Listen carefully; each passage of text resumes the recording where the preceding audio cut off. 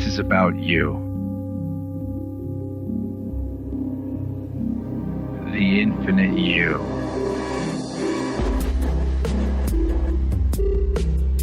The part of you that can't be seen, can't be smelled, touched, or tasted. But you know you feel it. Who you really are.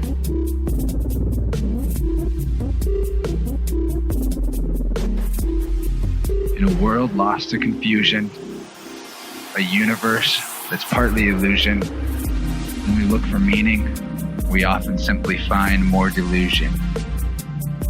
Ground your consciousness in the sounds of the Innerverse, a podcast about your true omnipotence. There's a universe inside each of us, but our beliefs keep us constrained to the edges of what we can imagine. The Innerverse podcast is your portal to that infinite realm of ideas. I'm Chance Garden, and I'll be your host as we serve up inspirational sound waves from the brightest minds with the highest vibes. And we keep searching for the empowering perspectives we need to create our greatest masterpiece of all, our lives.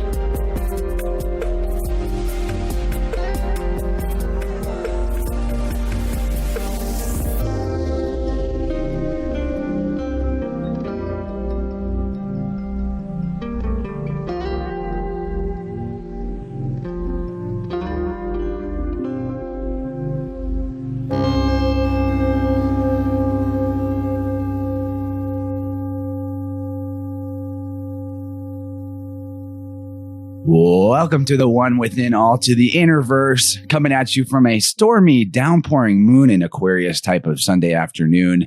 I'm your host, Chance, and I'm excited and energized to see our stars align and synchronize today to transmit another powerful message that we can take with us on the next phase of our never-ending journey. I mention the stars because today's guest is a powerful storyteller of the stellar charts and an awesome teacher of ancient astrological awareness, and I'm extremely grateful he's here with us today to help connect the dots of this great and mysterious universe.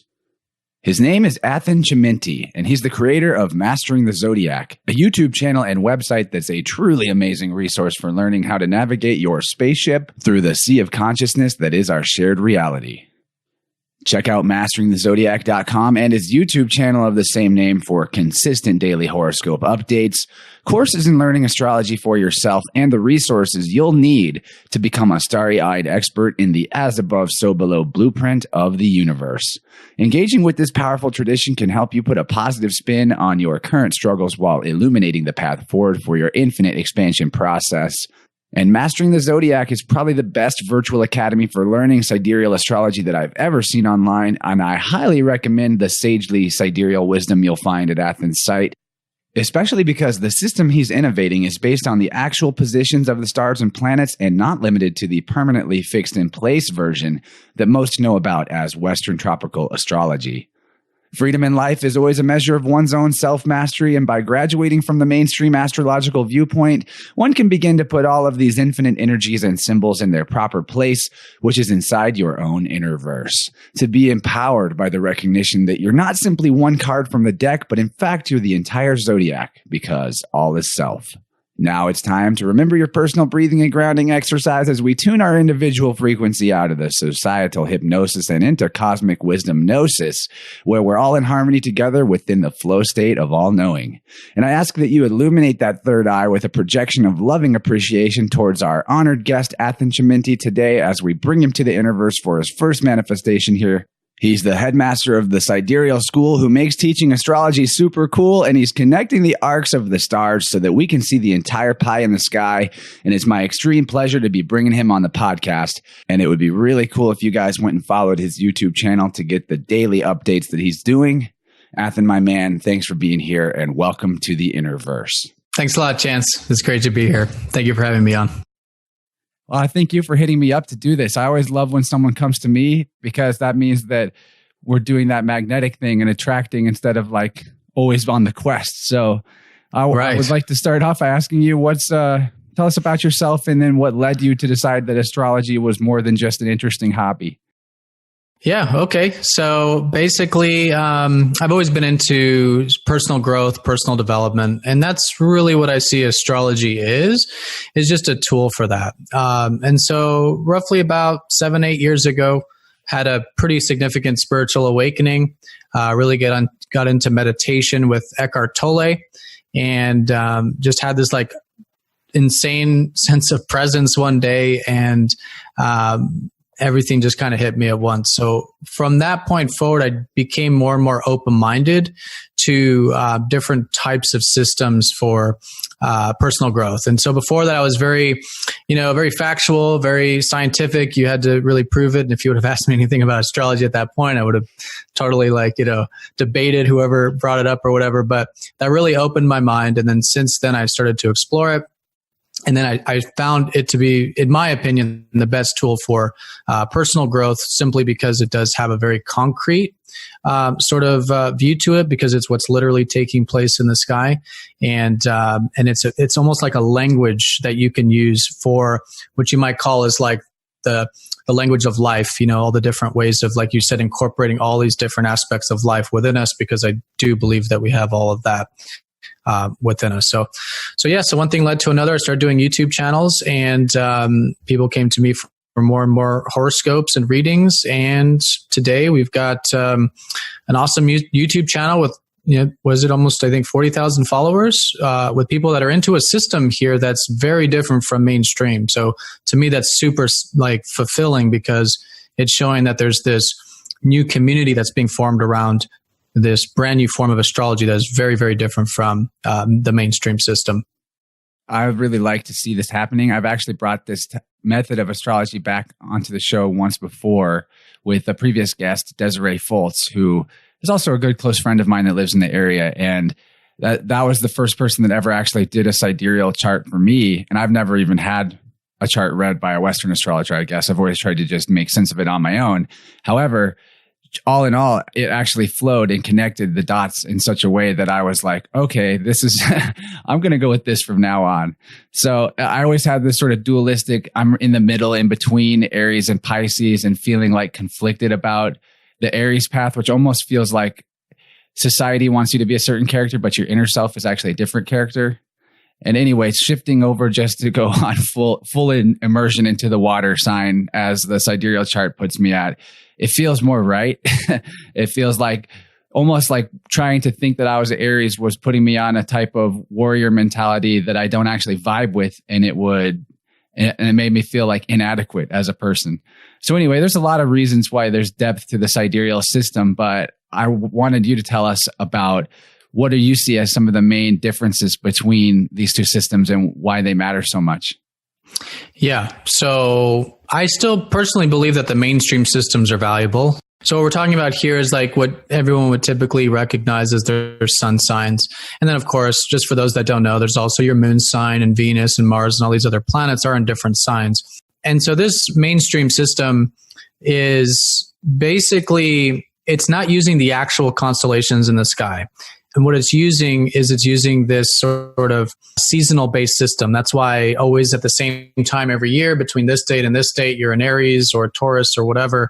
And it's consistent every year. But the truth is that the planets, so the constellations, are actually changing relative to our relation to the sun. So not exactly every year do we have the rising of Aries like we would in the mainstream system, for example. It's actually now Pisces. So it's actually a full sign difference almost from the mainstream system. So that's for those that don't know that difference. But yeah, mainstream, it's still accurate because it's still using what you might call seasonal system. I just personally don't see it as astrology, because it's not using the stars. It's literally like based around the seasons, and it doesn't use the actual sky. And that can be mind blowing, and that was mind blowing for me when I first discovered sidereal, because I thought, oh yeah, if it says your sun's in Aries, then that's where the sun actually was at the time of your birth.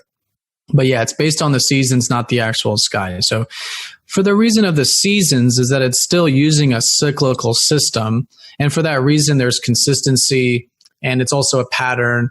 And it's just like any other like modality, whether it's tarot cards or whatever, like it has its sort of use there. So with that being said, I think what it's showing is more of a physical system. or would you consider a physical aspect of the personality.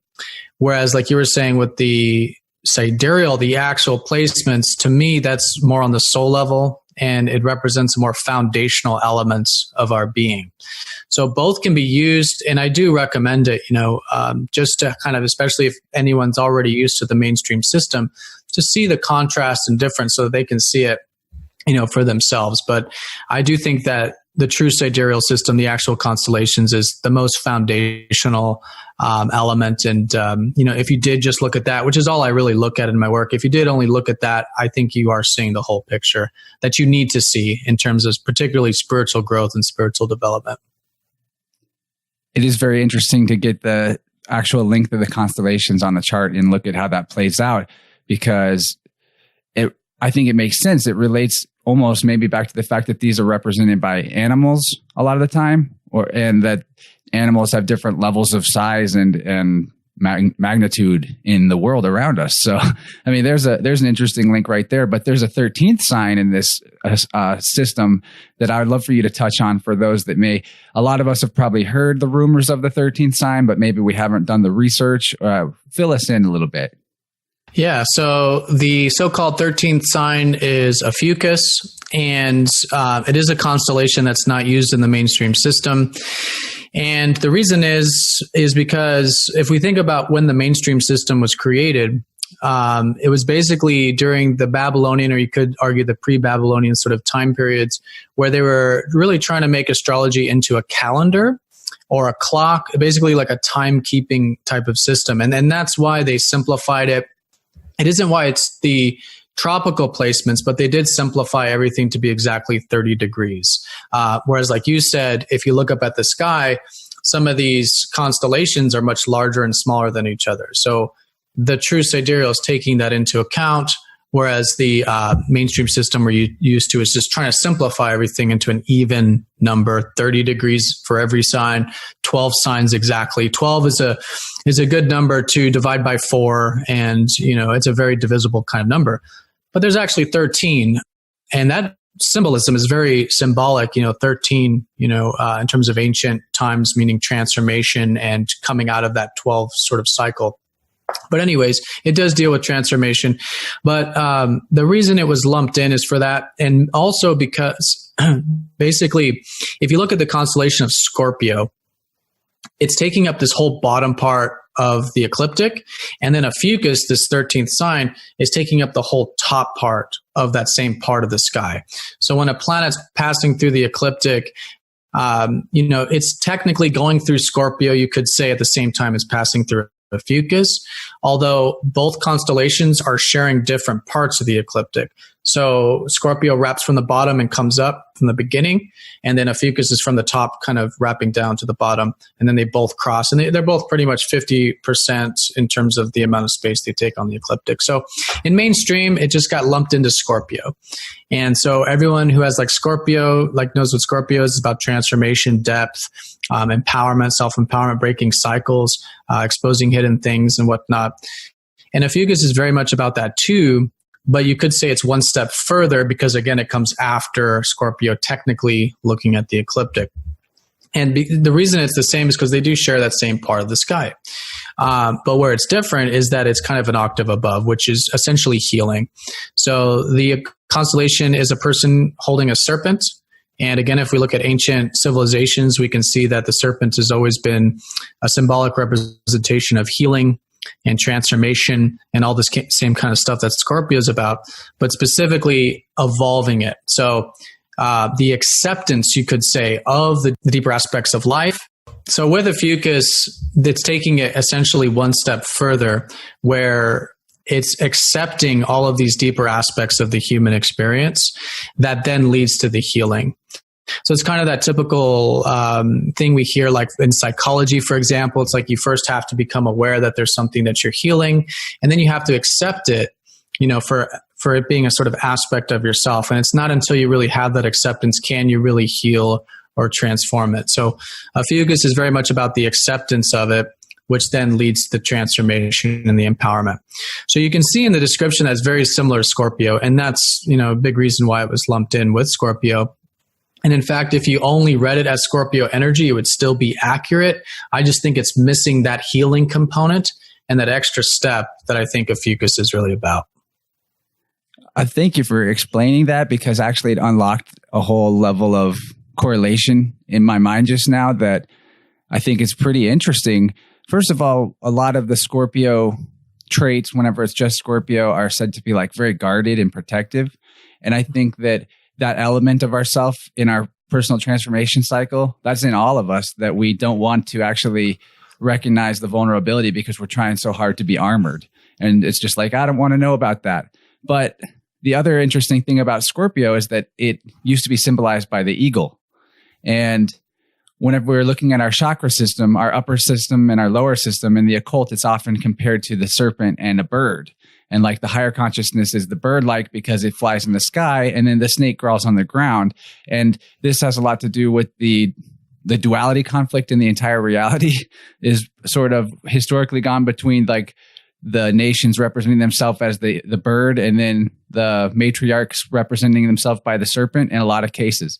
So whenever we bring back this sign of the serpent into this position of the transformation, and we're putting it in a pretty balanced position with the serpent or with the bird, which is what we're going to call Scorpio for this metaphor, it actually is a very healing thing just in and of itself. It's like, it just blew my mind to realize that, because I've been thinking about the whole bird and snake and like bringing the upper and lower energies into balance in the middle of the self, which is basically the whole life game. So getting that out of duality conflict. So I just never thought about that before. So it blew my mind as you're speaking. Yeah, that's actually awesome. I never thought of that either, but that's exactly how I view life too, is a sort of balance of the polarities. And in this case, the expansive top versus the bottom. Yeah. And Scorpio is very much about that. It's very much starting with the working, like it starts with just becoming aware of the deeper aspects of the human experience, which is the awareness. It's the ego. It's that upper chakra stuff, the awareness of it. But then the Ophiuchus grounds it, works with it, makes it into something. And then you could totally say in the middle, there is that unifying sort of energy. Yeah. It's interesting because like Western nations are the ones that have typically identified as the eagle, and then they kicked the serpent out of the zodiac. So it's interesting. Right. That's like just been this constant conflict. You can find so many eagles on everything all the way back to ancient Egypt as one of their main symbols. But Egypt was more into the balance because they also had their whole Typhon thing. But what I wanted to ask about next is like on this vibe of we're more complex than just a sun sign, and that we have all these attributes in us. Can you expand on that notion a little bit as you understand it?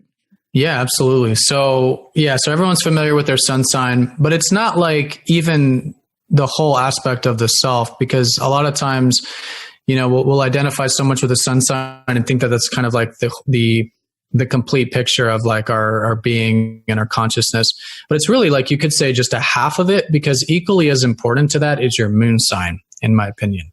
So if we think of the sun and moon, they're the largest luminaries, in the sky. And those are the fundamental aspects of the personality in astrology, you could say. Whereas with the sun, like you said, in Western society, it always places prominence on sun energy, fire energy, consciousness energy. And that's certainly what the sun is showing. But for example, the moon, this is representing more of our emotions, feelings, the unconscious realms, the deeper aspects of the personality, which is just as important. So yeah, for those that are new to astrology, like if you want to check out your chart, definitely look at your sun sign. Like that's important, but equally as important is your moon sign in terms of these being like the dual aspects of the self, like what we're talking about. So once you become aware of both, you then have that integration of the two, which is far more balanced and harmonious. So then along with that, then we look at the planets starting from the sun, which is Mercury, Venus, and Mars. And these are considered the personal planets, which deal more with how we relate with others and relationships. So it's not the most fundamental, but still very useful for understanding how we sort of connect and relate, and with Mars, assert ourselves and that kind of thing. Then once we get further out, these are then becoming deeper and deeper aspects of the personality. You have Saturn, Jupiter, which represent a lot of how we view reality and how we manifest things with those two planets. And notice we're always looking at polarities here too, right? So to continue with that, so Mercury is the only real neutral planet because it orbits around the sun. It's kind of like, doing its own thing. But Venus, Mars is the next set of polarities. And then Jupiter, Saturn, we're talking like masculine, feminine kind of thing, or expansion, contraction, that kind of thing. And then the next set is Neptune and Uranus, which are very, very deep, you could say unconscious aspects of the personality, which again have that polarity. So you can see a lot of personality characteristics in it, but it's more of life lessons and life experiences, which can be super helpful for following our life path and our life journey, things like that. And then you have Pluto, which technically Pluto's a comet. It wasn't created during the creation of the sun like the planets were. It's pretty obvious because of its ecliptical, it's very sort of off-centered kind of orbit there that with its inclination that it's not really a planet. It's more of a comet that got trapped within the orbit of the sun. So that's important because it's not actually a planet, but it does show where we can transform and change and really see things in a new way and outside of our normal way of looking at things. So those are the planets in the sort of order of going deeper and deeper into the psyche, starting with the most important sun and moon, but then, going further and further into that, which you could say is the unconscious mind that as we become more conscious of, again, we can integrate those parts of ourselves, which can be super, super helpful. It's interesting to see Pluto as not exactly the same as everything else, not a real planet, so to speak. In a way, it almost mirrors the androgyne nature of Mercury, but on the other end of the spectrum, where it's in like extremism of duality because it goes so far out. but like negativity that is associated with evil, once we no longer associate negativity itself as evil and just realize that sort of the illusions that disrupt the free-flowing perpetual synchronicity of life are the things that we would want to consider evil, not just like the perfect blackness that is the soil or the backdrop of space that the stars are coming out of. So when we realize that the actual sort of scary boss of the underworld type of guy that Pluto can represent isn't even actually real beyond that we've decided it's real, I feel like that's symbolized in the notion that society has only recently discovered Pluto in the first place and then decided it wasn't a planet even more recently. I feel like it's us coming to terms with like the nature that we're not actually here to just die and not exist anymore, but that we're in this cycle of continual growth. And like when we look at the north and south node, that is evidence, right, of where we've come from and where we might be heading towards. Yeah, exactly. So, right. So all these things that are not actually planets, they're almost like you could say transformative elements of life that are helping us evolve into new states of consciousness. So with Pluto, it's like passing through the underworld in the sense that it's the farthest sort of gatekeeper, you could say, in between us and whatever the next level of transformation is. And in astrology, it's showing where you're continuously transforming and changing and shedding of all of these concepts and old beliefs and old concepts and ego identification and stuff that then leads to a fresher, more revived, aspect of yourself, which is seen by the planets. And then the nodes, which for those that don't know, so we have the north and south nodes, which are basically not even bodies in the sky. They're just the intersecting paths of the sun and moon. So the ecliptic and then the moon's path. And so where those cross in the sky, which is an invisible thing, it's just a theoretical point, that's the north and south nodes. But note that that's also where the eclipses take place, right? So every time we have an eclipse, it's like a new or full moon next to one of these nodes, these intersecting paths. And so that's what it shows, is it shows a very karmic kind of energy. The south node represents our past life. It's definitely showing like where we're coming from and what kind of karma you could say we're resolving or letting go of and releasing. And then the north node is the new karma we're building, but in the sense of what are we challenging ourselves towards, learning about, growing towards, making mistakes with, so that we can feed all of that back into our sort of past and find that, again, balance. Because with the nodes, what typically happens is we have this strong inclination to go into the comfortable past, but to get outside of our comfort zone is to go into the new, different, transformative stuff that we'll find is exactly what we need to bring more balance back to our past, to our comfort zones and to really who we are on that like soul level, like where we're coming from. So again, transformation. And every time we have an eclipse too, that's always a renewal, transformation of self with those nodal placements. Yeah. This is a really interesting topic to me. As one of the things that I find most fascinating about the whole zodiac is that you have this sort of direction laid out for you with the nodes of what would be most helpful for you to work on balancing. When you go look at it in your past, you'll even see like, wow, I've always been in this oscillation between these two nodes. It's just been on my mind. And it's just like, I thought that's just who I was, and it is, but it's just wild that it's reflected like that. But to get more clarity on it, because I'm wondering about this, whether you're supposed to run away from the south node completely and only go north. And I think you already sort of answered it with balance, but just to use an example that I think anyone could relate to, if your south node per se was telling you that you come from a place of comfort in relationships, but then your north node would therefore be in the opposite house telling you are needing to grow in independence. That doesn't necessarily mean get out of all forms of relationship, right? It's about being able to be in that past comfort while still progressing in the next evolution of self. Am I right? Yeah, totally right. Exactly. And that's another big misconception in the Western world. If you do go online and read a lot of Western interpretations of the North Node, the vast majority of them will read the North Node as if it was something that you're supposed to move away from the South Node and go towards the North Node. And again, I think that's just the bias of the more sun consciousness energy, because that's what the North Node represents. But yes, it seems to be more of a balance thing where the thing is, like in this example, like the person is always going to be rooted in relationships. Like that's always going to be the most important part of their life. It's a soul mission. It's like what feeds their soul. It's like super important on that deepest level. The thing though is that if they go all into that, if they try to make their south node into the north node, let's say, or into sun energy, and go, because that'll be the default is to pursue it, because that's what's comfortable. So if the person was to pursue and say, okay, I'm trying to derive something from relationships, trying to get something out of it, or for this fulfillment, right, and seek it out, yes, then there's going to be karmic cycles repeating. There's going to be, probably some intense transformations and things and lessons the person's going to have to know. They're going to have to learn that is going to force them into releasing these attachments, right? But on the contrary, if you look at it as, okay, I'm rooted in relationships, I recognize that, like, this is something that's important to me on a soul level, but I have to practice non-attachment to them. I have to realize that when I'm non-attached to relationships, the area starts to flow. Okay, so I've accepted the fact that it's a releasing energy. It's still important to me. You can pursue things in life, but also have non-attachment to them, right? And allow it to just be. It's almost like, it's just more of an unconscious process. So once you allow the unconscious, you could say, to take the south node role, which can be scary to do, right? Because that's, again, such an important area with the south node.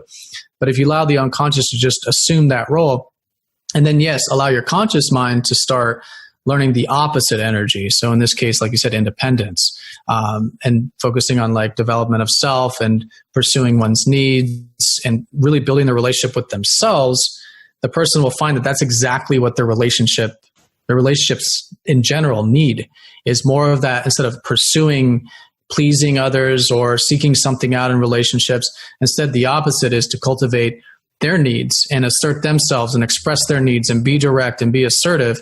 That's exactly what their relationships will need. So you can see how it feeds back into the south node, in the sense that if the person went all into just independence, if they said, screw relationships, I'm just going to be on my own, do my own thing, that's going to be very unfulfilling for the person, because they've completely neglected their roots, their south node.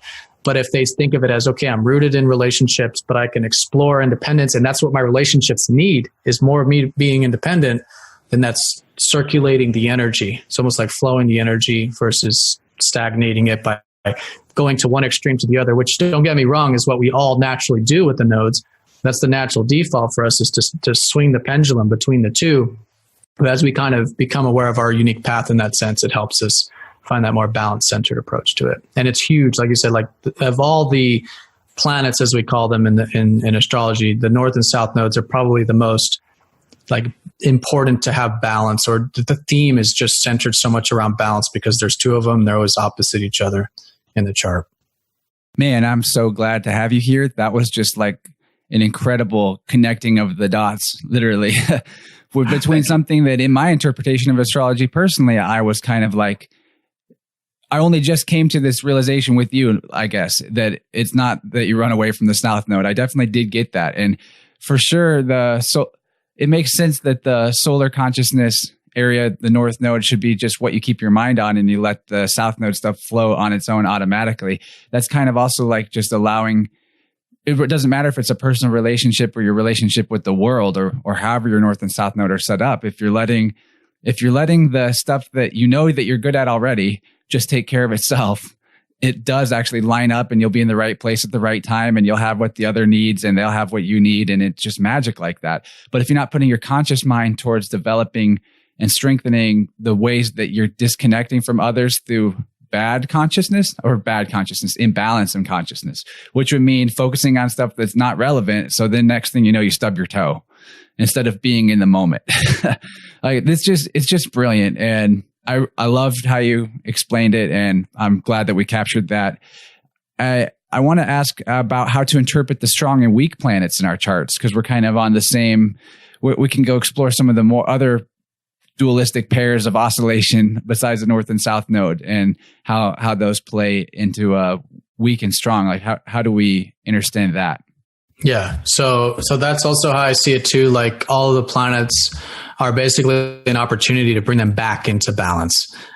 So every sign, let's say Aries, Taurus, whatever it is, like they all have their imbalanced attributes and they all have their balanced attributes. And that's another thing too. Like when we hear a lot of interpretations, sometimes depending on who's writing the information, they may focus on a lot of the negative traits of a sign, or they may focus on only the positive traits of the sign. But, in actuality, like we've been saying, there's this more integrated aspect to life, that there's all these, what I see it as is that there's, as a human, the natural tendency, like nature in and of itself with the planets, is towards imbalance. And what I mean by that is that if we don't incorporate consciousness, if we don't incorporate presence, awareness, the natural tendency will be towards imbalance with our personality, let's say. So you could think of it as like, let's say like Sun in Aries, for example, like the natural tendency might be towards like, I don't know, arrogance or like heated arguments or being very selfish or something like that. But as we become more conscious of the energy and work within healthy ways, then it transforms into independence, assertiveness, directness, things that are these super important qualities of self and of life. Now, when we talk about strong and weak planets, we're basically saying, okay, is this planet in a comfortable place or is it in a more uncomfortable place? Like the sun, for example, is like, it's very strong in Aries, but might be more challenging in like another sign, like, I don't know, like Cancer or something like this. So that's where the, tendency might be more towards balance or more towards imbalance. So looking at how your planets are placed is going to give you an indication of whether it's going to be easier to bring into balance or not. But it's still, everyone has that unique, everyone has this unique gift in their chart. So even like a sun in Libra, which is considered to be the hardest placement for the sun to be in, debilitation as it's called, even for that, there is only, like the sun in Libra has this unique expression that no other constellation with the sun can ever manifest. So it has this very unique gift, you could say, that is being unlocked with that. It might be more harder to do. So Libra, for example, is about focusing on others' needs and balance and harmony, which is energy that the sun's not very comfortable with as a planet, as that aspect of ourself. Sun energy is, let me just express, let me just have passion, let me focus. It's harsh. It is what it is. But Libra is a very considerate sign. It's very much about what's going to create harmony, what's balanced, what's fair, what's just, what's mutual. But you can see that with someone who intentionally incorporates this with consciousness, yeah, that's like, a huge gift. Obviously, Libra energy is that integral part of like relationships and justice and law and so many things that are so important to life that only, let's say, a sun in Libra can really manifest and really express. So when it comes to your chart, yeah, it's saying, okay, where's my tendency? Where am I challenged? There's also aspects too, like how are these planets configured? Are they harshly connected to each other? Are they more easier connected? And so by seeing if a planet's stronger or weaker in your chart, that really helps us with, okay, this is my weakness, and this is where I can grow with my weakness. develop it into stronger qualities. And then these are my strengths that I can also strengthen as well, but maybe a little bit easier to manifest. And so huge, right? I mean, if we look at like psychology or personality tests and all the stuff that helps us become more aware of our strengths and weaknesses and then how to develop that. Yeah, looking at your planetary strengths is like pretty much that. It's like, okay, here's my tendency towards imbalance, and here's what I can do to bring that energy more into balance, more integrated, more stronger. This is great because when you get into this self-analysis, the first thing that anyone that's really self-aware will be doing is being like, this is my biggest flaw. I am basically a piece of shit. And they will hate on themselves for a while because of this. And what they won't be noticing while they're having this insurmountable battle with what they consider to be their biggest flaw is that they actually have a bunch of smaller flaws that make up the big flaw. And that essentially when you can look and break down some of these weaknesses just on the as above, so below blueprint like this, you might see some of the things to work on that you weren't even aware of that would actually be really easy for you to integrate. And just like when you're making healthy changes with like the diet or something, or with exercise, doing the easy changes first, then makes the harder changes easier. And you can get on this progression and get that updraft. So I think it's a really good opportunity for someone looking at their chart to do that exact thing where they go, okay, this I know I have a problem with, and I don't even know where to start with that. But this over here, wow, I do guess I realize I interrupt people a lot in the conversation, or I try to take charge or whatever. This is me personally. So do you have any other advice for up and coming astrologers out there? Yeah. So, I mean, anyone who's interested in studying astrology, I mean, there's tons of good material out there. I recommend, reading books, and starting there just in terms of your wanting to learn about it and explore it. Some really good authors out there is like Stephen Arroyo. We have like Bernadette Brady. She's like really good.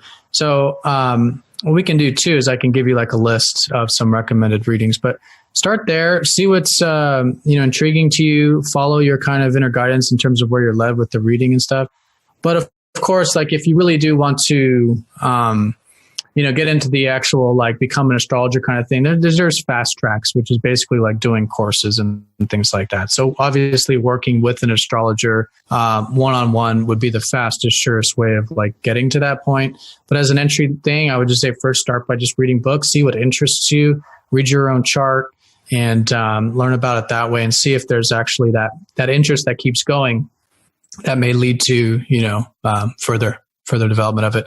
But really at the end of the day, like even just a little bit of interest, like, oh, what's the sun? What's the moon? Like, what does it mean when this, then just looking at your chart and only analyzing your chart and looking up the stuff on the internet, so easy to do. Like you just type in sun in Aries or sun in Pisces, whatever it is, and you get like all this information you can learn and then, piecemeal it, through time with that.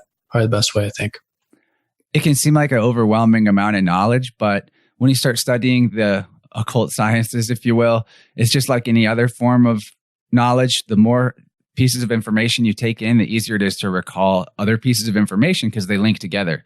And it's really literally about playing connect the dots, because you're going to find out that this house and this sign are also connected to this organ, is connected to this color and this tone. And it's all this amazing multi-octave fractal that we're sitting in.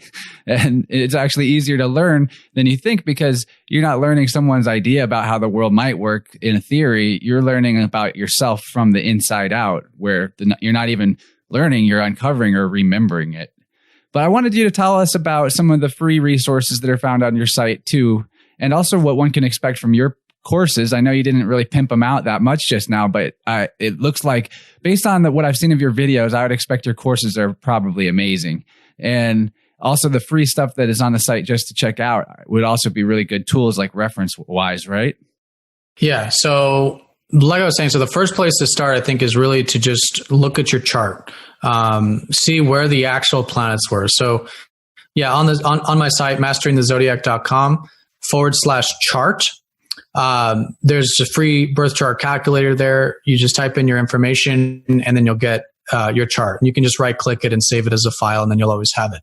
So that's my number one place to start. See where these planets actually were, especially if you're already kind of intrigued into astrology, and especially if you've already been using mainstream astrology a little bit, and see the contrast between this. Because yeah, I mean, to me, it's mind blowing. And, I do get a lot of feedback in terms of people saying, wow, this is so much more accurate. Like what you're saying too, about these actual placements being more true to the personality, you could say. So yeah, start with that and look up those signs. And then if you want to take it a step further, there's readings. So there's birth chart readings that I do, and then also courses. Yeah. So there's a self-paced course, which is videos, 8 video series. You can go and learn pretty much everything in terms of birth chart analysis. And then also what we haven't gotten into either, which is the predictive analysis, which is saying, okay, yeah, we have this blueprint, which is the placement of all the planets at the time of our birth, but what's going on now in the sky? And how are these things in the sky going on now affecting that chart? So that's getting into predictive astrology, and that's where, astrologers might predict and I don't believe that anything in the future is predetermined, but I do believe that there are themes and cycles and certain experiences generally that we'll have. And so the astrology is showing, okay, maybe this time period coming up is going to be emphasizing career in this particular way, or relationships, or whatever it is. And then that helps us integrate that energy for the time. And it's also, like you said too, it's also using momentum, because when you start to do personal growth in a way that is in alignment with the transits, with the predictive astrology for that time period, that's really using that momentum and that strength of that time period that is already teaching us those lessons, that as we intentionally learn, it just, again, strengthens. So anyways, yeah, the course has both the birth chart analysis and the predictive analysis, which is pretty much the full spectrum there with the astrology. And then for those that want to go deeper, then yeah, there's a course I offer too that's one-on-one, 8 Skype sessions for an hour, going into detail of learning astrology.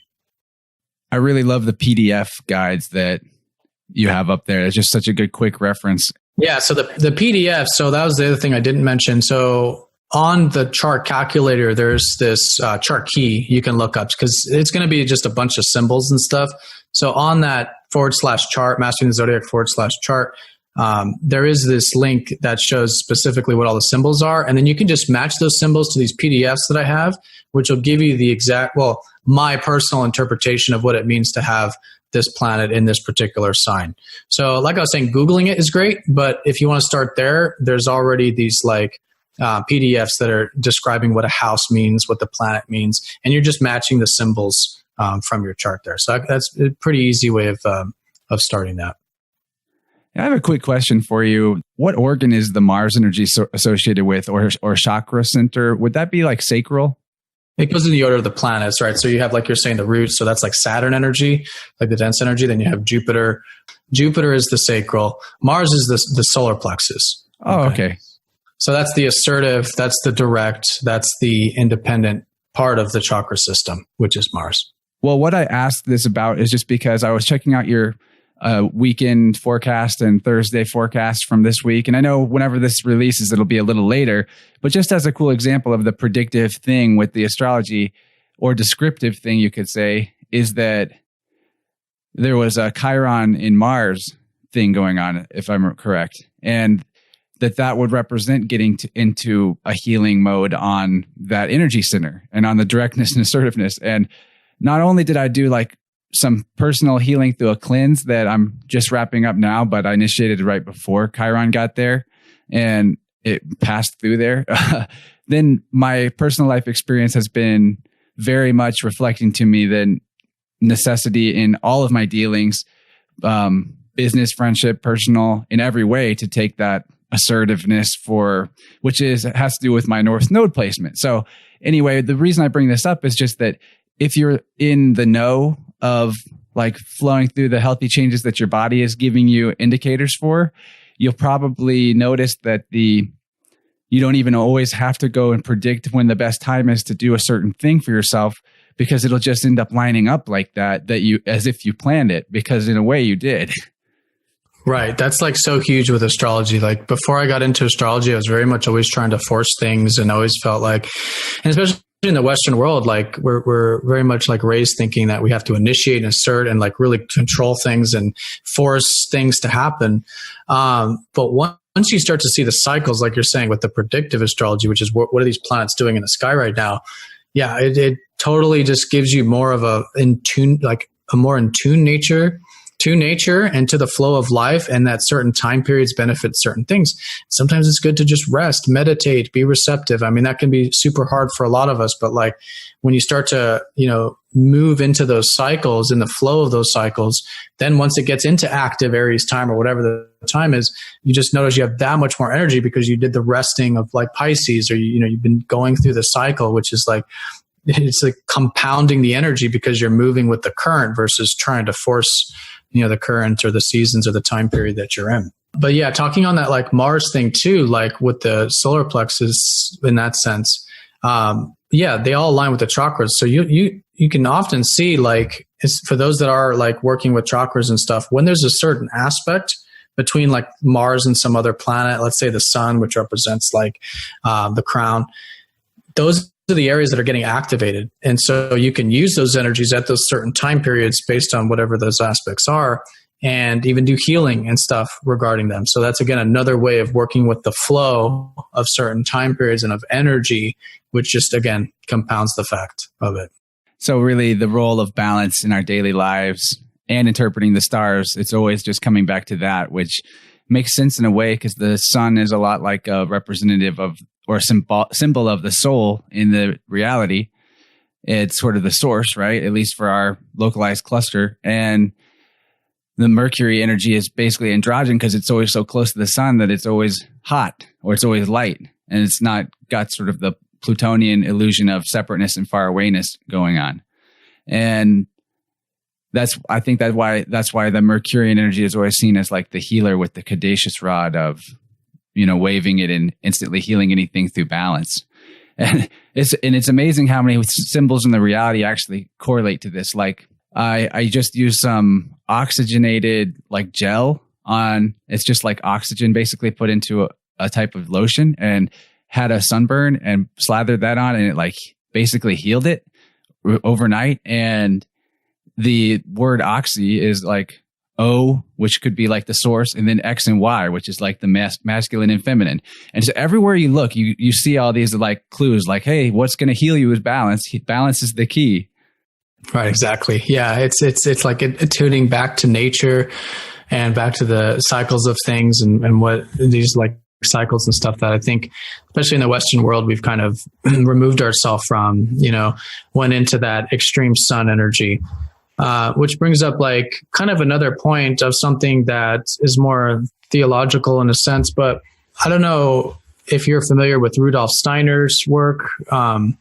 And he talked a lot about like this polarity, right? So we're used to like the masculine feminine polarity, but there's also, that's what I like to think of as more on the sort of horizontal plane, like left, right, masculine, feminine. There's also this like vertical opposition, which is the expansion of, like you were saying, the crown and the higher consciousness, which is sun energy, and then the lower, which is like the, more receptive kind of energy and grounded energy and stuff. And, that's essentially like what I think life is about, is like finding that balance. And what astrology is showing is it's identifying like, okay, this is an expansion energy and this is a contraction energy. And how can we work with both to really incorporate the fullest potential of this time period? So it's not just expansion, it's not just contraction. But like in the West, yeah, it's like we've identified with what Rudolph calls the luciferic energy, the sun energy, which is constantly expanding, just constantly expanding, and there's just not being enough contraction and connection to earth and root energy and grounded energy that, that I think is missing. And not just Western, I mean, the whole globe is becoming more Westernized, So it's kind of affecting like everywhere in the whole world right now, becoming very much luciferic conscious type of energy. So yeah, I think that's what's missing. And I think that's what astrology does so well, is it's like you said, it's like we're not controlling anything. We're not the ones deciding that Aries means this, and we're not the ones that are deciding that the sun is going to be in Aries at this time. This is just nature talking, and we can humble ourselves to that and be more receptive to that. versus always trying to be active and control things. And then that, gets us off that track and disconnects us from nature. And it can even burn us out because, again, like there's just so much like reassurance and flow that just happens when we're more in tune to the natural cycles of life in general. Yeah, you find the places where they are all about that Yahweh entity, that's this fire and thunder god. Those places end up being deserts, or the people already lived in a desert and it's all this fire. Where's the water? Right. There's the great Qigong master guy called Dynamo Jack that you can find some like documentaries on, who seem to be able to do stuff like set paper on fire with just the energy coming out of his palms, and amazing Qigong healing practices. And he specifically would say that how he does what he does is he brings the energy from above and forces it to meet the energy from below and basically smashes them together internally. And how that actually feels for a person as an internal process, well, no one can teach you that.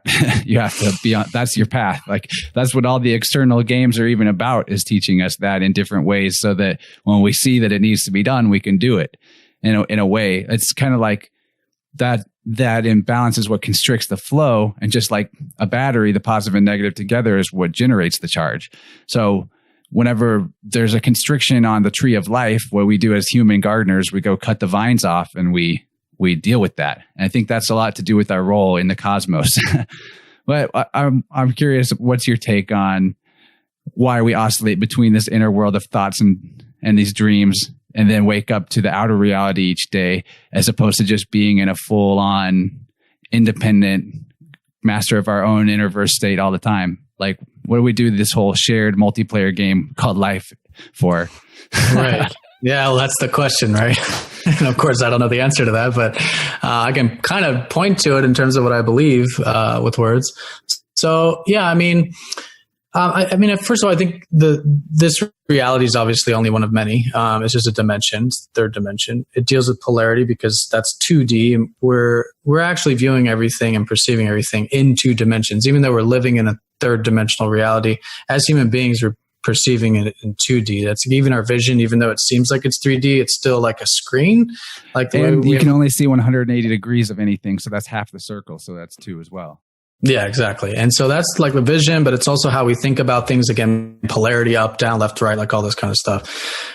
So from that kind of context, like the universe, like the reality we live in, this kind of 3-dimensional reality, it operates in 2-dimensional rules, I believe. And that's like balance. And so it's a self-regulating universe dimension, in the sense that the left balances the right. And so it's self-regulating, so that it doesn't have like, to us, at least that's how we see it, is like once you move the seesaw in this direction, the universe is naturally going to move the seesaw back into this direction to bring balance back, because it's self-regulating. So that's what I think we should do. Like as human beings, like I think, we're here to grow, we're here to develop spiritually, physically, like, in all areas. But to do that, I think aligning to the balance and working with the balance, and even incorporating balance is self-regulating. It's aligning us to what is already taking place, versus moving the seesaw so far to one extreme that then life has to force the seesaw back, and then that causes imbalance, recklessness, challenges, intensity, things like that. So that's what I believe, like from the third dimensional perspective. That's empowering to just look at it like the universe, university. And it's definitely that middle still point in the seesaw that is what lets us transcend duality. Paying attention to that in ourself is like the still silent voice within of intuition, in a sense. And then, so I'm going to guess the answer to this is yes, but can you talk on if intuition plays a big role in how you interpret charts? Is that also something you balance with like the by the book explanation?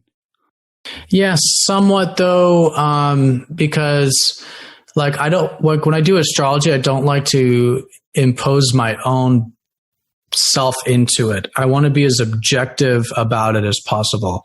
But of course, like astrology I believe it's a science, but it is also an art. Like, like we're saying, like predictive astrology is only showing a general theme, and also like your personality, it's only showing a potential like a sun in Pisces is showing these potentials, right? And so free will is really incorporated. So really my job is mostly focused on, instead of predicting and using intuition to make predictions or assessments, I just try to give the power to the individual and say, okay, here's what you're working with. I think here's the imbalance, here's the energy.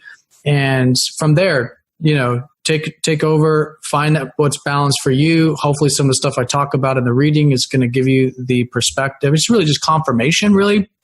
Like, my job as an astrologer isn't to really tell anything to anyone they don't already know to be true about themselves or about their life, as much as it's just to confirm it, because a lot of times, like we're talking about, like the mind and emotions and all this can really convolute that intuition for ourselves. So I guess what I'm saying is that in that context, I try to help the individual connect to their intuition, and I help to confirm their own intuition. So when they hear something in the reading and it clicks, then they're like, okay, I can trust that more, which is their intuition telling them something on that soul level. And of course, your own intuition led you to intuit to do it that way. Right. So it's definitely still a factor.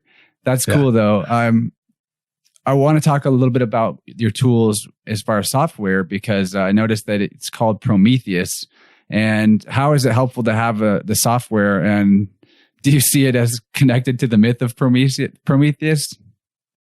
So Prometheus, the software, was created by Gavin Burns. So even though I have it on my website, this is developed by Gavin Burns with Capricorn Astrology Software. But if it wasn't for Gavin to have created this software, I wouldn't even be able to do at all what I'm doing. It's integral to it. Like, the fact that now we can actually look at the actual size of the constellations and make quick calculations using software to do it is actually a very new thing. And the main reason we haven't had true sidereal astrology up until recently, because we didn't have the computing power to do it. Because imagine how hard it is to do astrology using even 30 degrees in this calendar system, and then add to that precession, which is the movement of the stars, add to that the uneven constellations and all these other factors, that it would literally it would be way too much to do interpretation. So thanks to the software, thanks to the technology, like now we're able to use the actual size of the constellations as seen in the visible sky, like astronomy software, basically. And Prometheus, for those interested, there's a free trial on the website, masteringthezodiac.com. If you go there, click software on the top, you'll see a link to Prometheus, and you can just download it for free and check it out, see if you like it. But yeah, it's definitely revolutionary. And if it wasn't for that, we wouldn't even be able to do true sidereal today, honestly. And it's kind of crazy that it came together like the way that Gavin had created the software. He's had it for many, many years, but it just totally aligned, like the way we met and then how it came together. So I think it's definitely synchronistic in terms of something that was needed, I think, in the true sidereal system, for sure. And like the myth of Prometheus, now it's another example of mankind getting fire from the gods, if you will. Right. So in that sense, unlocks so much. I'm pretty sure, I don't want to speak for him because I don't know for certain, but I'm pretty sure that was his intention in terms of naming it for what it is, Prometheus. Yeah. In the past, this was really limited to like the king would have a court astrologer that was all that guy did. And he did it pretty much just for the king. And it was all this, he probably had to do so much work just to calculate that. He needed a bunch of education to get to that point. So this is a crazy, amazing time for the openness of information. Now, does that tie into this age of Aquarius? Have we moved into that by your calculation, or are we close to the line? I love that question because no, not technically, right? Because we hear that a lot. But we have moved into what is considered the 11th house. So let me answer the question first in the sense that we're still in the age of Pisces. So we entered the age of Pisces right around the time Christianity started to really become heavily involved in the West. And so that's what Pisces is very much centered around, is like spirituality, centeredness, giving, compassion, selflessness, things of this kind of nature.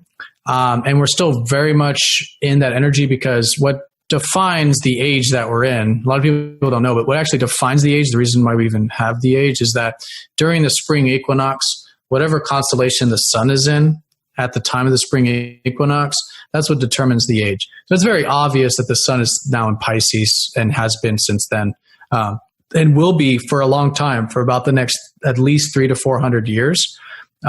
Will be age of Pisces, and then at that point, the sun will technically be closer to Aquarius, and then we'll really be in the age of Aquarius. So for those that are seeing a lot of the technology and stuff, I always say, like, you haven't seen anything yet, because like when that actual Aquarius energy comes in, which is the real collective energy of everyone coming together, probably not needing governments or control, like things will just be much more like autonomous, individualistic, and connected and harmonious in that sense. Yeah, that's a bit down the line. But we are in the 11th house. And what I mean by that is that if you do the house system, which in this case would be 30 degrees, if you take 30 degrees from where Pisces started, you would be in what's called the 11th house, because we have 30 degrees for each of the houses in the equal house system. And so in that calculation, the 11th house is associated with Aquarius. And it was since the Industrial Revolution that we entered into that 11th house. So yes and no. We're not in the age of Aquarius because the sun's not in Aquarius yet, but we are in the 11th house, which deals with a lot of the same things. So tech, innovation, collective energies, transformation, changes, progressive stuff really will be the theme moving forward for the next many, many hundreds of years with that. I had another question about the Aquarian age and the 11th house, which I didn't know about this 11th house thing. So that's very interesting. That explains why some people are conflicting on the answer of whether or not we've entered the age, which is fun. It's always another oscillation. Is it yes? Is it no? It's both. But what are some of the things to watch out for in ourselves to balance as we move into this, or we continue into this particular 11th house energy and close out the Pisces age energy, like the downfalls of the ages and what to avoid, I guess, or heal? Yeah, great question. So with Pisces, it is the natural imbalance there is towards avoidance, escaping reality, hiding away, illusions, disillusions, uncertainty, drugs, medications, things that really help us, things that disconnect us from reality, is the natural imbalance. And this is where we saw a lot of problems with like religion and stuff like this during like the dark ages and stuff like that coming out of that Piscean time period. So that's the challenge with that. But to balance Pisces, it's about acceptance. It's about presence. It's about, like what Eckhart Tolle would say, which is that we're entering into a new state of evolution, which is we're all hopefully becoming more present and more aware and more centered, and not as geared towards just the mind and, pursuing our own goals and needs at the exclusion of like, our spiritual self and the connectedness of life that we see in the present moment. So spiritual development is essentially will be the apex of Pisces when we reach that point individually for everybody. More acceptance, more presence, these kinds of things. With Aquarius being in the, or at least not the Aquarius, but the 11th house energy, the natural imbalance towards that is towards, again, doing that stuff in a reckless sense. So doing tech and innovation at the exclusion of nature and at the exclusion of any cycles in our life, or with nature, basically. And then also revolutionary energy for the sake of revolution. So in other words, like wanting to disrupt and cause chaos and destruction, all to induce change, but change without an actual purpose and without an actual like structure is the danger of Aquarius, where it just becomes chaos. Basically, it's just recklessness and, nothing really coming together. So like the Joker in The Dark Knight. Right, exactly. So coming into collective energy, like how can we all unite? And this is like the internet. These are the healthy things that we're seeing now, like internet, interconnectedness. We're all syncing up. We're all sharing ideas. We all have this unique role to play in the collective. So accessing that unique role and contributing to the collective and always challenging the status quo in such a way that we're still remaining grounded to our values and our ideals is the best way of working with Aquarius in that sense. Or with the 11th house, excuse me. I have a question I like to ask a lot of guests is about synchronicity in general, because I think from my own experience, the more that we pay attention to synchronicity, find out about synchronicity, notice it, the more that we draw in our awareness of it, which is always happening. But then once you are noticing it, it gives you fuel, because our ideas are our greatest source of energy. So my question for you is, can you recall any interesting synchronicities that have come about in your path with astrology, possibly with yourself in your own life reflecting, or with another person? I mean, yeah, that's what it is, right? So like, you could even say astrology is just purely synchronicity. That, I mean, I just say like every day, like seeing associations in my life that are being reflected in what the stars are showing, right? So Mars energy, again, like seeing a synchronicity with just Mars symbolism or assertive symbolism and things like during that kind of a transit is just that confirmation of it. For me personally though, yeah, like when I came to that spiritual realization at that time, which really got me into astrology, it was like the synchronicities were always leading me and letting me know that like I was on the path, and that there were confirmations that I was on the path and leading me to the right place. And so every time I would see some symbolism to confirm the path I was on, yeah, it was like, yeah, super reassuring, super reaffirming. And I still get it like every day. And again, that's like astrology itself, I think, is that, because then it shows you that, you know, you're in alignment, I think, with the cycle or the pattern of whatever's playing out in your life, and then also in the collective experience at that time. Yeah. And it's always so personal. I mean, I love to give you an example, but it's like you can't, because it's always such a personal thing. Numbers, you know, symbolisms, I mean, you know, things like that. Well, what's cool is that when you, as you describe, you're basically getting into the perpetual flow of the synchronicity, then you don't actually need to log any one thing as this monumental experience that meant everything, because you're just constantly in the everything is everything mode. Right. Exactly. Yep.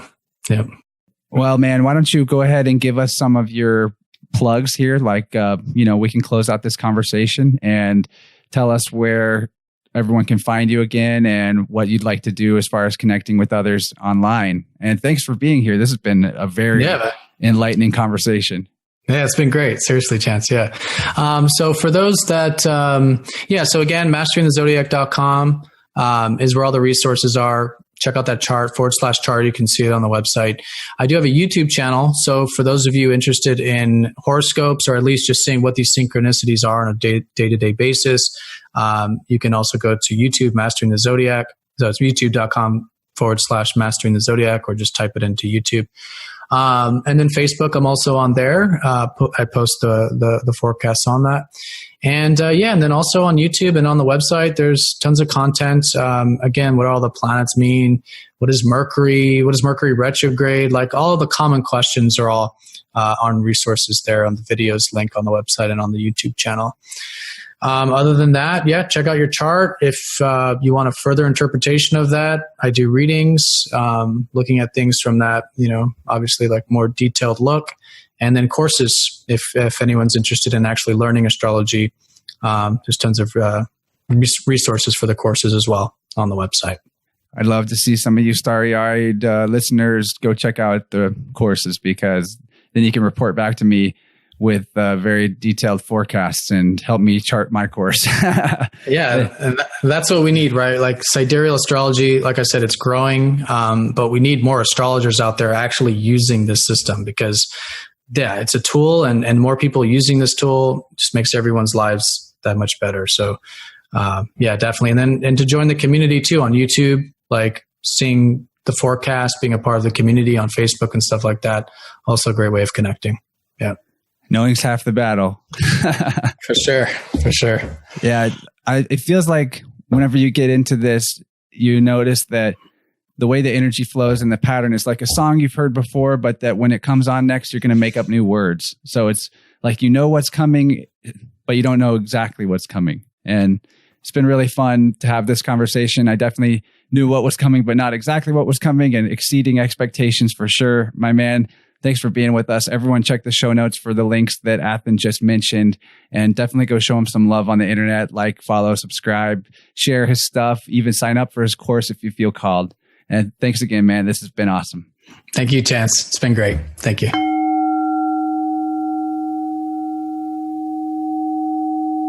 Booyakasha, my friends. We've completed another amazing podcast, and I really do mean that.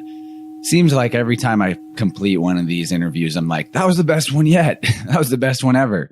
And maybe that's just because I feel like I'm my best self ever all the time lately, and I'm really enjoying what I'm doing here. And I hope it shows, and I hope it flows through to you, because this type of talk is really fun. And I actually felt that I connected some dots, at least in my own understanding of my personal chart. Hopefully my questions weren't too geared towards me specifically, but as I said in the intro, none of us are just one sign of the zodiac. We all contain the entire deck of cards within ourselves. So questions that were pertinent to me in some context must also be pertinent to all of us, I hope. Anyway, I would have loved to have Athen stick around longer. You may have noticed as a Plus member that there was not an extension on this one. But that's just the way the cookie crumbles. Athen is a busy guy. He was in the middle of touring through Europe for some important reason, I'm sure, because he's a very sought after and well-respected astrological academic. And it works out for me because June is like the busiest time of year for yours truly. I really like to go to music festivals. You've heard me talk about Backwoods Festival, which I just got off of. And I'm about to go over to Colorado for Sonic Bloom Festival. If you're going to be there, look for me. I've got a selenite crystal staff that I walk around with. And I don't know, you can find a picture of me on the internet if you're curious what I look like. I want to say hi to you. I'm going to be definitely spreading the Interverse gospel, evangelizing while I'm there.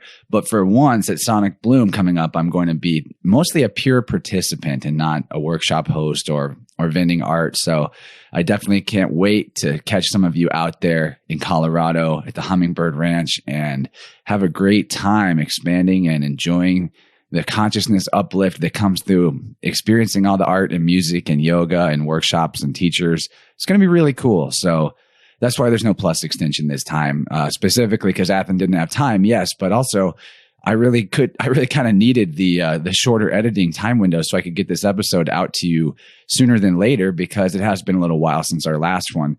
You'll notice the previous upload I posted was a full-on guided meditation and breath work with my good friend Abigail. And that one I highly do recommend going back and checking out if you didn't yet.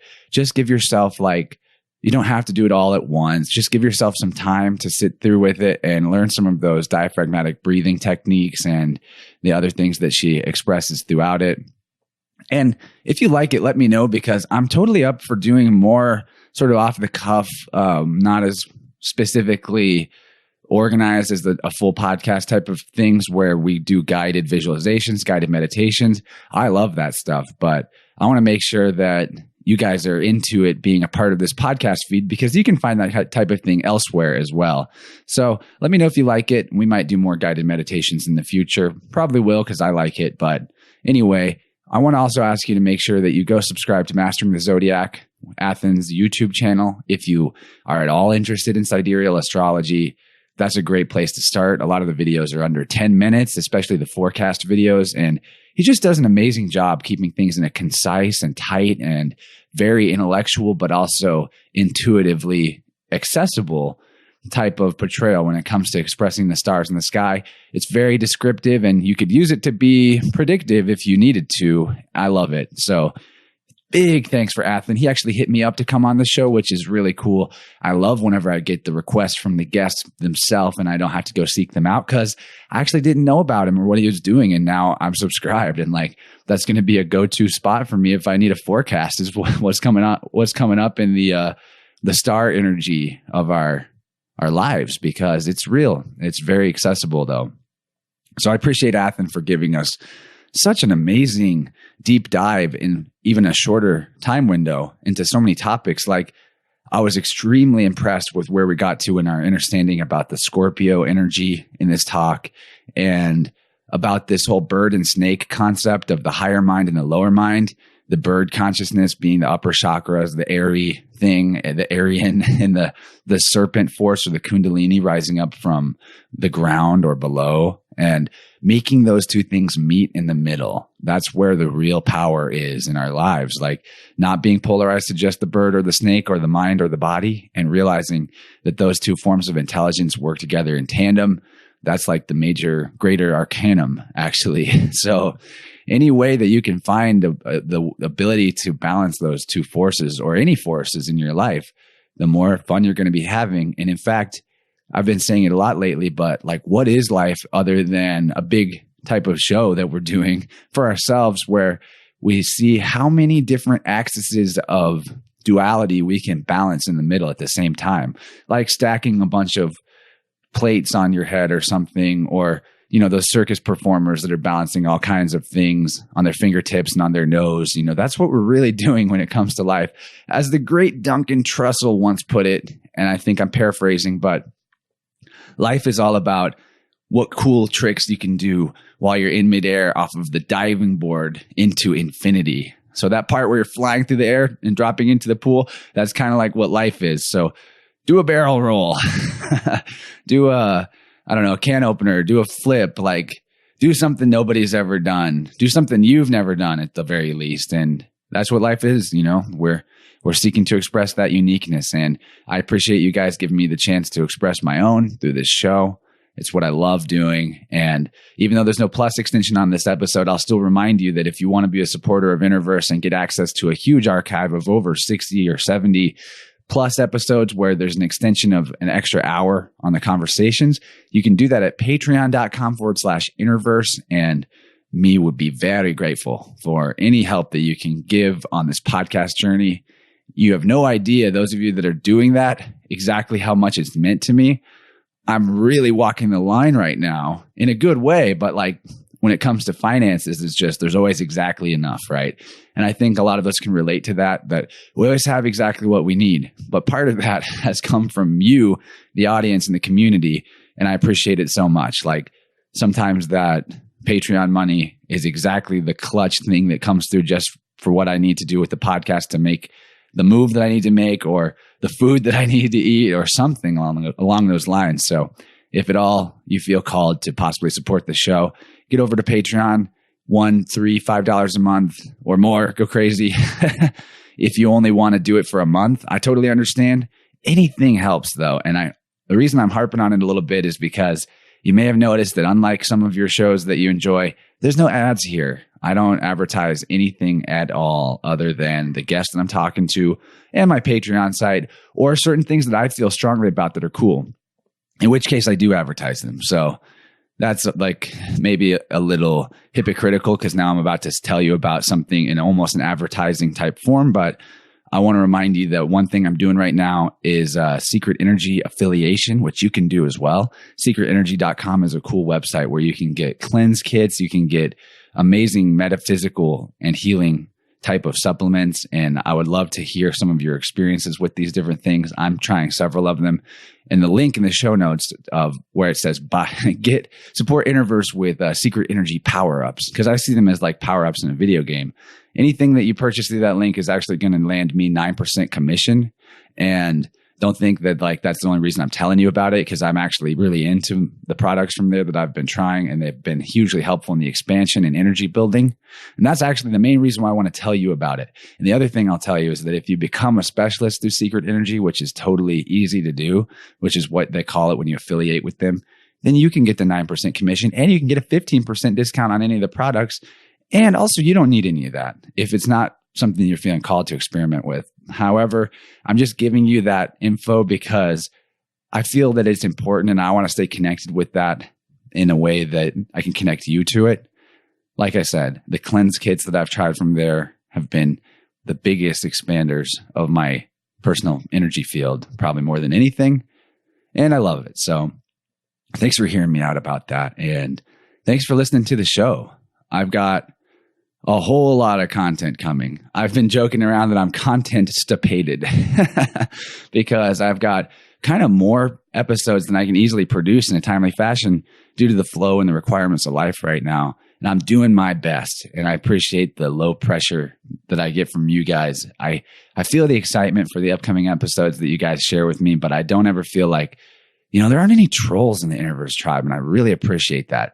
There's no haters. There's no like complainers. It's just, and as I'm saying that, I'm sure I'll manifest one or two haters or complainers someday, but I love them too. So kind of hard to feel divided from that or like adversarial. And in any tense, I'm just going to look at whatever you guys tell me as constructive criticism or just reflecting positive energy to me. And I appreciate all of that. And if you do want to connect with me on that level, Instagram's a great place to talk to me. I'm fairly active there.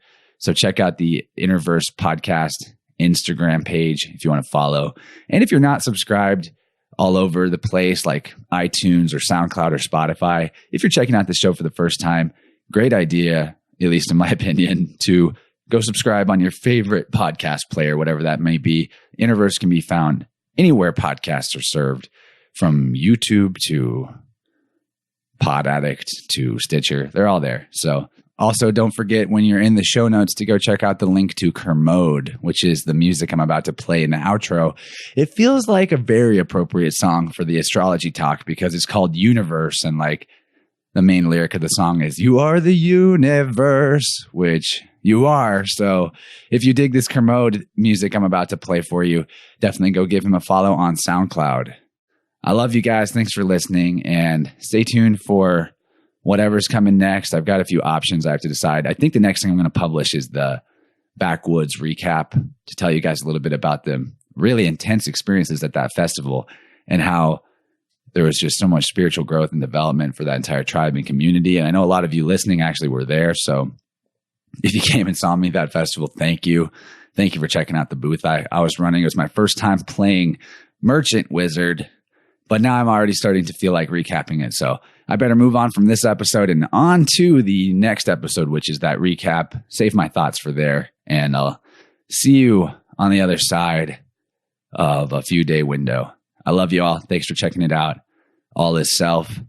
Stay whole. Keep yourself in that flow state of perpetual expansion, and go easy on yourself when you feel like you're contracting a little bit. Realize it's all good. This is the never-ending journey, and you've got forever. So I'll see you forever. Bye, guys.